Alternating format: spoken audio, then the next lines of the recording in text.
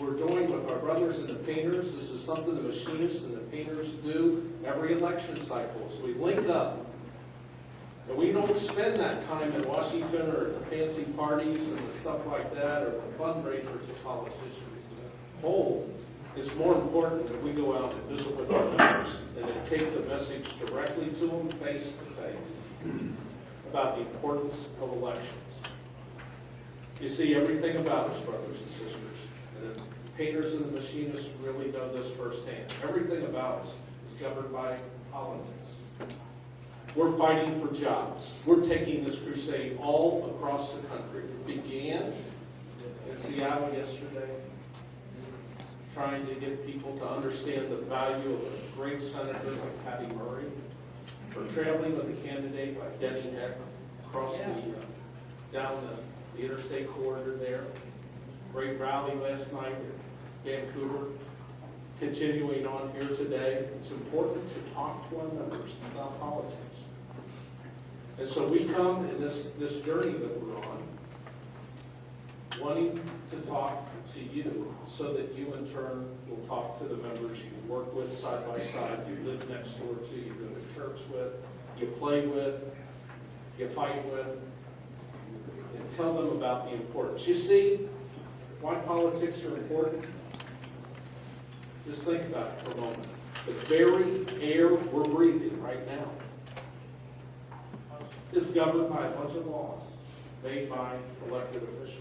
The water we drink, even the coffee that's imported into our country for us to drink, the food, the fruit we have back here. So you grow grapefruit in this state, and I love Oregon. The fact is, some of that comes from overseas, governed by trade laws. It's safety, it's security. The streets we drove on to get here, all governed by political decisions. The electricity we use, the airplanes we build and fly, the wall coverings, the paint that we see, all governed by laws made by elected officials. Everything about our life, the schools we send our kids to, the police and the fire that protect us, the teachers who take care of our kids for us, all governed by politics.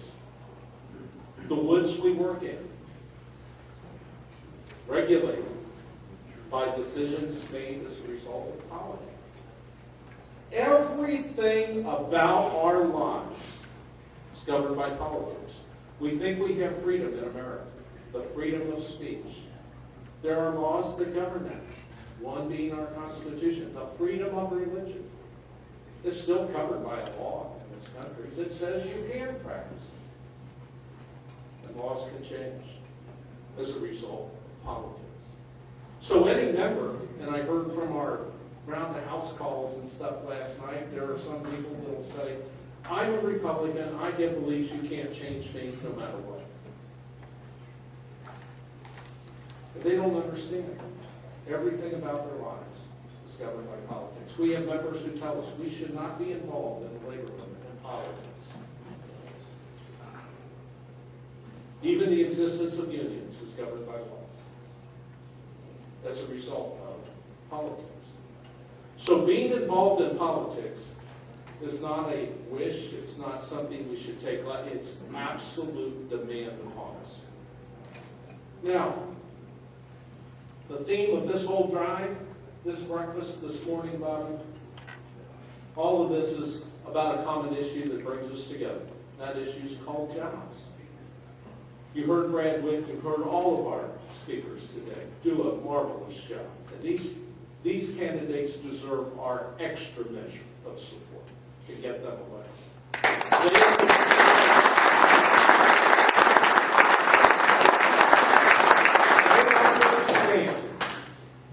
The value of a job.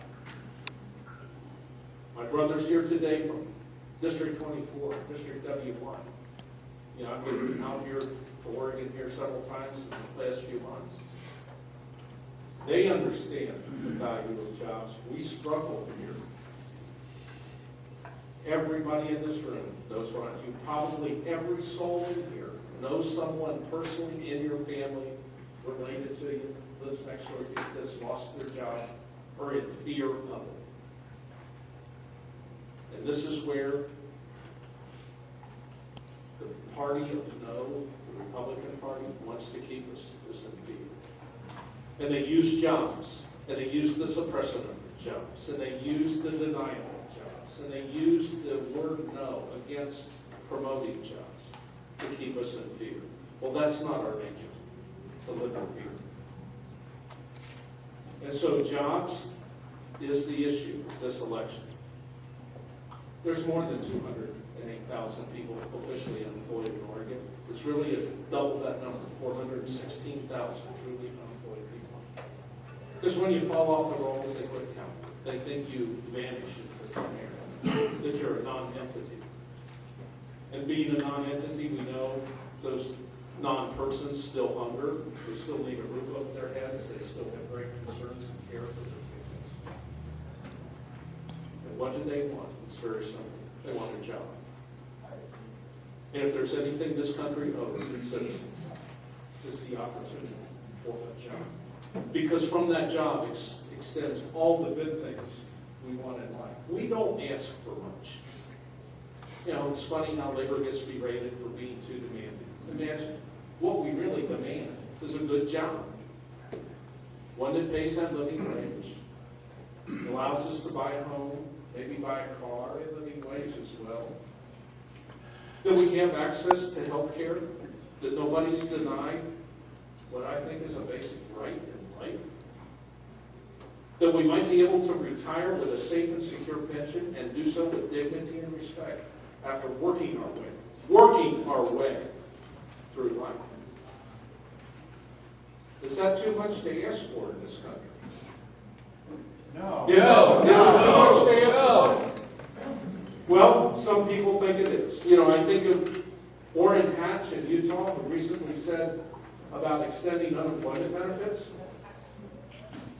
You know, really, we don't want unemployment benefits extended because we want a job. That's right.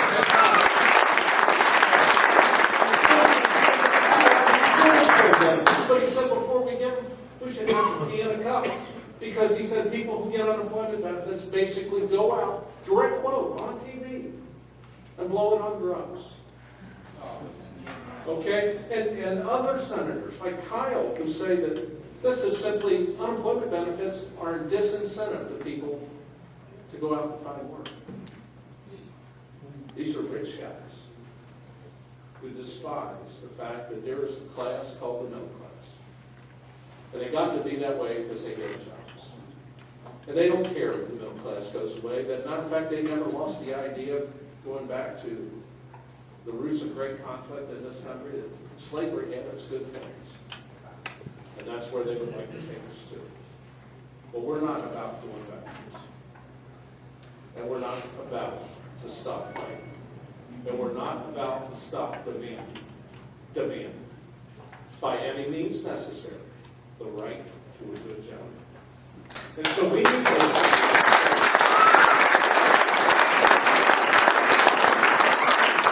need those candidates who I've heard here this morning that get it. And there's a lot of them that don't, but you're fortunate. Your candidates get it. It's about the future. I look at the little Shannon's little girl.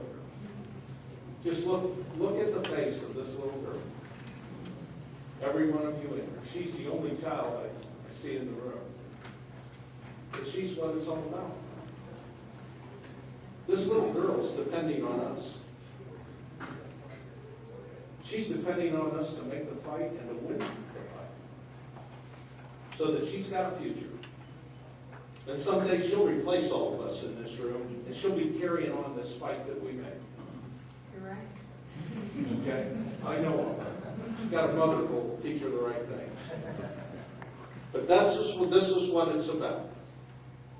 And so help us. Ray and I are traveling all over, taking this message wherever we can to our brothers and sisters. We depend on you to take this fight out to those that we can't reach, because we can't do it by ourselves. And And knowing that, we reach out to our brothers and sisters. One thing about organized labor is really a family. Doesn't matter what we do, how we use our hands or our minds every day on the job, it's the fact that we have something the rest of America doesn't have. And that's a bond of solidarity. And we call each other brothers and sisters for a reason. You only do that inside a family. So help us take this message out. Help us create the awareness we need. Help us drive this issue of jobs home. It was a pretty sad day, in a way, but it's been a great opportunity for us in another, that we were able to, with the support of our brother and sister unions, to create something called UQ. Your Union, it's a play on words, the spelling. Your Union of Unemployed, U3. Go to that website. Check it out. The effort to organize unemployed people who may feel helpless, who may feel desperate, who may feel alone. You see many of those unemployed people out there never had that feeling we do of belonging to a family, a union family. Sadly, there's far too many of the unemployed that are our brothers and sisters. And they need to know we care. So by organizing the unemployed, it's all about giving them a voice. There's no cost to this to them. There's no charge. It's something we owe them. But they can help us, even as unemployed workers, to raise their voice and to go out on election day and do the right thing and participate in this election. Because they think they've been disenfranchised. We have to tell them otherwise. They have rights. They have a right to do something about the condition we are all living in. And that is to change the direction of this country. You see a lot of candidates out there like the Kyles and the Oral Hatches and others. They think the unemployed have no clout. That in fact they're toothless. If you go to that YouTube website, you'll see how we answer that. The unemployed are not toothless. They have teeth, and they can fight back. And we're trying to convince all of the working people of America that we have that common interest, and it's time to sharpen our teeth in this election. We're not going to take no for an answer anymore. We're going to take yes as the guiding light, that we can do things in this country, and the number one thing we're going to be able to do is create jobs for American workers that will take them far into the future and give an opportunity to this little girl in the back. And that little girl represents the kids and the grandkids of everybody in this room. When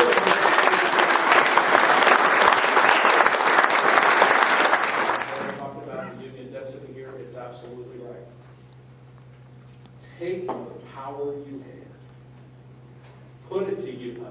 Listen to these candidates. This is sincerity that comes from. We don't get that all over the